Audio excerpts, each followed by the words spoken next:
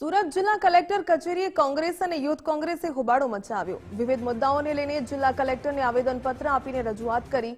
ડુમ્મસના કેડિયા બેટમાં ગેરકાયદેસર ઝીંગા તળાવનો મુદ્દો પણ ઉઠાવ્યો। સરકારી જમીન પર ગેરકાયદેસર પ્રવૃત્તિની સામે કાર્યવાહીની માંગ કરી। નેશનલ ગ્રીન ટ્રિબ્યુનલના આદેશોના ભંગનો પણ આક્ષેપ લાગ્યો। જવાબદાર અધિકારીઓને સસ્પેન્ડ કરવાની માંગ કરાઈ। માંડવીના અંધાત્રી ગામે પાણીની ટાંકી ધરાશાયી મુદ્દે પણ રજૂઆત કરી। જયંતી સુપર કન્સ્ટ્રક્શન સહિત એજન્સીઓની સામે કાર્યવાહીની પણ માંગ કરી।